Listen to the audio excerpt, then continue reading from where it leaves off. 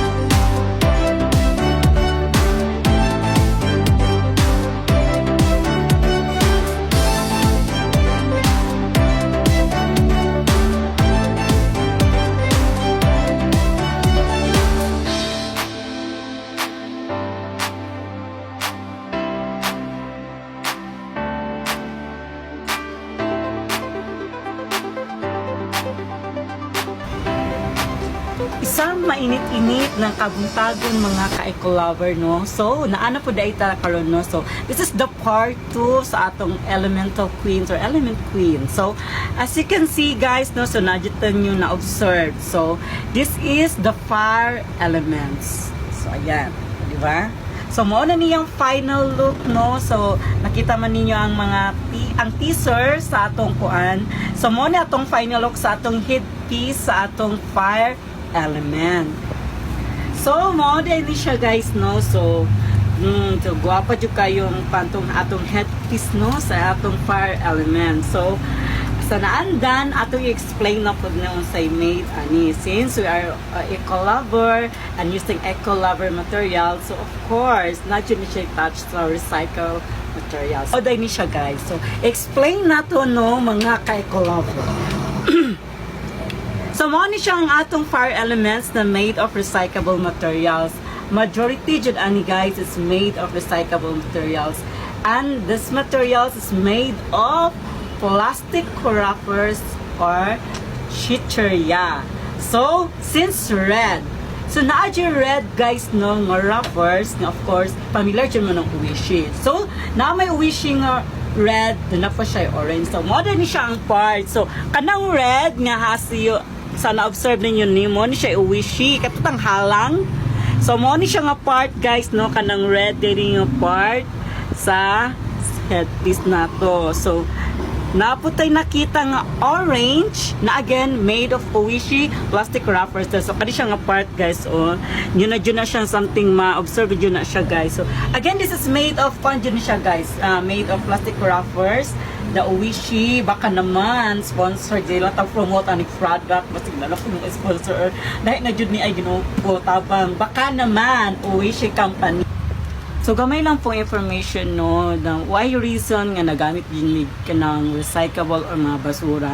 Kay, dili po sa ingon nga, mugamit lang tag basura para magbuka po siyang basura.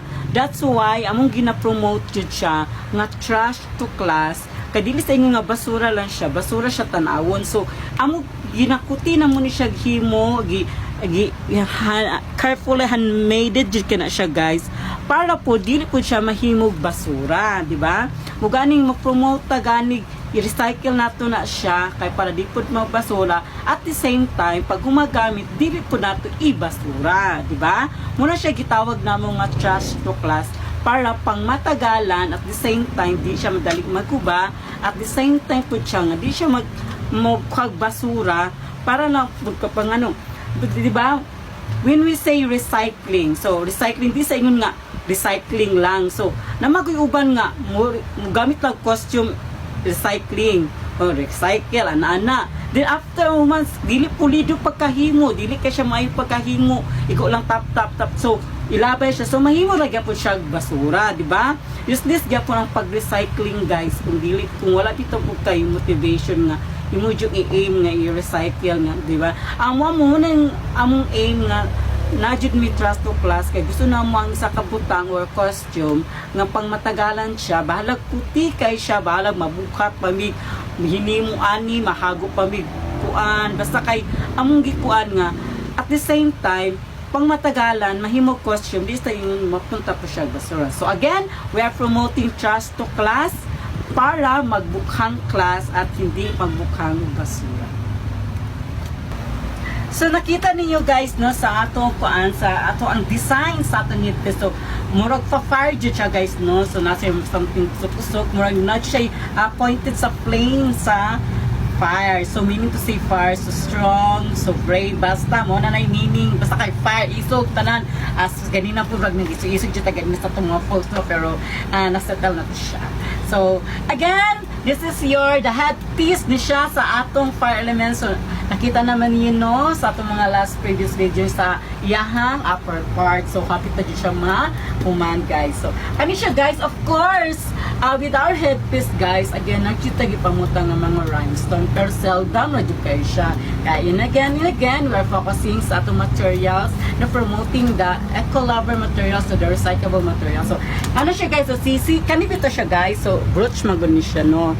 So again kani siya brooch gikan gyapon ni siya sa belt no sa mga pagkukay. So amo lang siya gipang tanggal tong mga stones na di po siya bagay. So gibutan na mo siya grade. So seldom na di ang mga rhinestone ani guys, mga crystal stones naadjud siya gamay-gamay ra jud siya kay para dili po ka siya maka-focus no.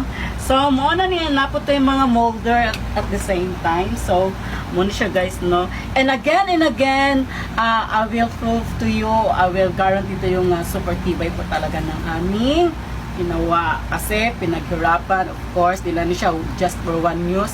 But when we say about to all to amo mga renters, Ginoo, mahayo lang yung tawon nga puting careful na po. Di mo sa ingon nga nahuman na, di mo na po siyang ikuan no. Konting care lang guys kay kung tao pa ning headdress o kanang mga costume na mo, reklamo na ni siya. Di kani gilabanan mo talabanan punta niya sa pag-take lang ana lamang gud siya no. So again, hope magustuhan niyo po ang aming headpiece sa among elemental, which is the fire element. So muna siya guys, so red na siya, combination of red and orange. So puhon isa kay una makasuot ani no pero mabot na taan nga part. So mo ni siya guys no. So natay, of course natay red and orange rhinestones. Naputay mga crystal stones da siya nga part. Ano siya guys. Then of course di sa sulod na po na siya. But na po na muna siya di nga part kapara. And sa kanpod at least na po siya design no. So natay mga molder again gamit pang of course combination of red and orange. So muna na siya ang atong final look no. So again, see you next videos at the next element na ato na pong ipakita no, atong i-expose na po. So again, this is your Neville RC po, your epic queen from Gonas Diseños, a home of unique and original creation. Again, thank you so much for watching. Hope don't forget to like and share and of course follow us. Again, thank you so much to all followers sa mga bago. Thank you so much dahil no. So again, this is your Neville RC. Bye for now and have a good day. Bye!